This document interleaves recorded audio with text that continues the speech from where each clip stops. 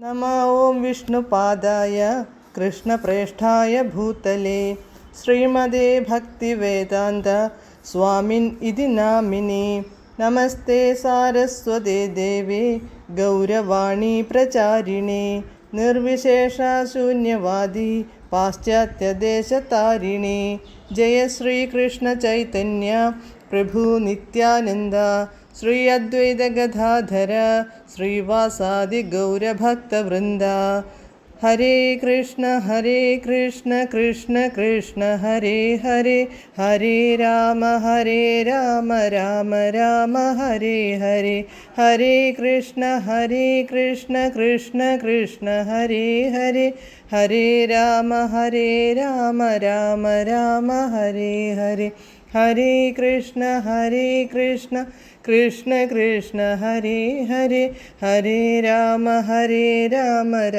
राम ഹരേ ഹരേ. പരമദിവ്യോത്തമ പുരുഷനായ ശ്രീകൃഷ്ണ ഭഗവാന്റെ കഥകളാണ് ശ്രീകൃഷ്ണ എന്ന പുസ്തകത്തിലൂടെ പറയുന്നത്. ഓം നമോ ഭഗവതേ വാസുദേവായ, ഓം നമോ ഭഗവതേ വാസുദേവായ, ഓം നമോ ഭഗവതേ വാസുദേവായ. നാരായണം നമസ്കൃത്യ നരം ചൈവ നരോത്തമം ദേവീം സരസ്വതീം വ്യാസം തതോ ജയമുദീരയേത്. നഷ്ടപ്രായേഷു ഭദ്രേഷു നിത്യം ഭാഗവത സേവയാ ഭഗവത്യുത്തമശ്ലോകേ ഭക്തിർഭവതി നഷ്ടികീ. അധ്യായം 86. വേദമൂർത്തികളുടെ പ്രാർത്ഥന. Page number 870. വേദമൂർത്തികൾ പ്രാർത്ഥന തുടർന്നു.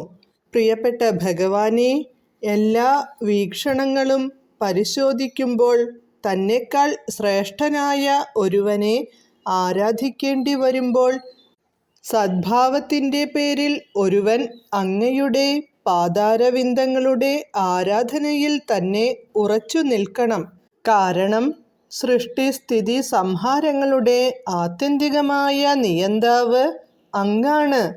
ഭുർ ഭൂവർ സ്വർ എന്നീ 3 ലോകങ്ങളുടെയും നിയന്താവ് അവിടുന്നാണ്.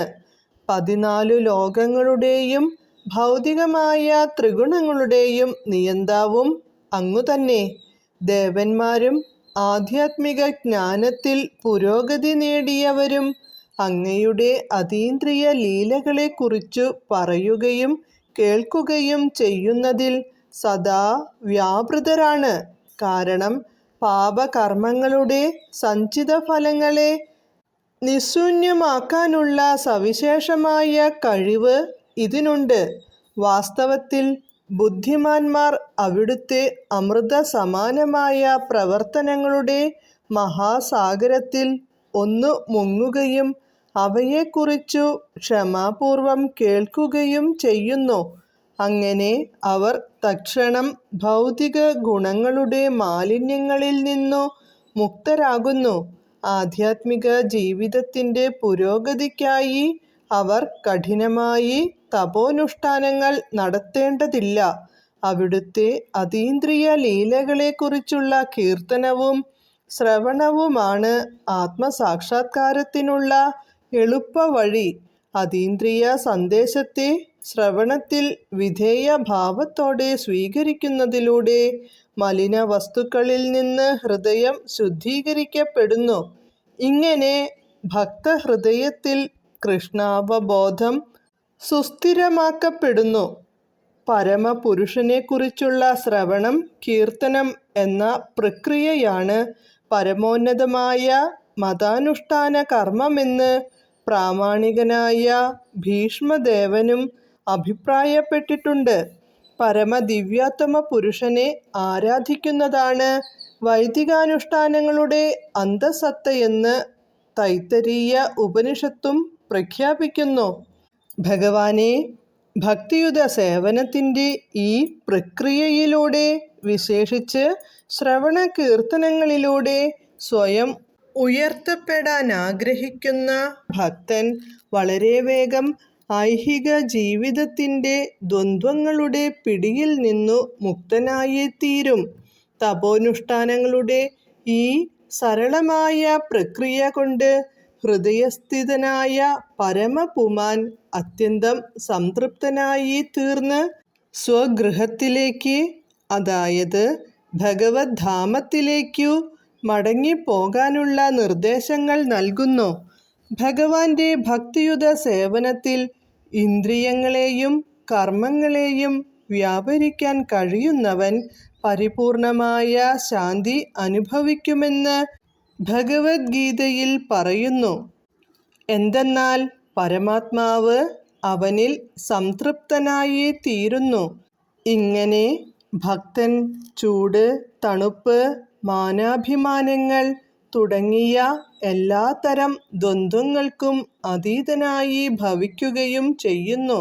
അതിൻ്റെ ഫലമായി അയാൾക്കു അതീന്ദ്രിയാനന്ദം അനുഭൂതമാവുകയും ഐഹിക ജീവിതത്തിൻ്റെ കഷ്ടപ്പാടുകളിൽ നിന്നും ഉത്കണ്ഠകളിൽ നിന്നും തികച്ചും മുക്തനാവുകയും ചെയ്യും.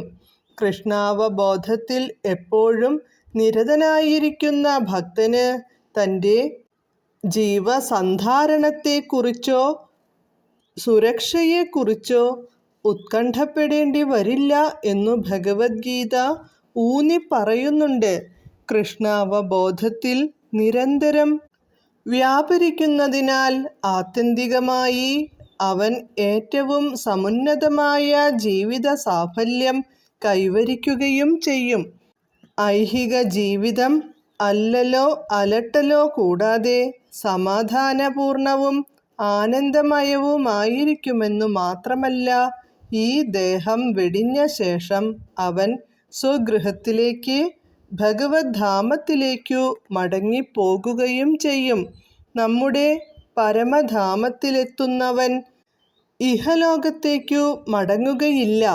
പരമധാമത്തിൽ നമ്മുടെ ഭക്തി സേവനത്തിൽ ഏർപ്പെട്ടു പരിപൂർണത പ്രാപിക്കുന്നവനു പരമോന്നതമായ ജീവിത സാഫല്യം കൈവരും. കഷ്ടപ്പാടു നിറഞ്ഞ ഭൗതിക ലോകത്തിലേക്കു വീണ്ടും തിരിച്ചു വരേണ്ടി വരികയുമില്ല എന്നു ഭഗവത്ഗീതയിൽ ഭഗവാൻ ഉറപ്പിച്ചു പറയുന്നുണ്ട്. ഹരേ കൃഷ്ണ.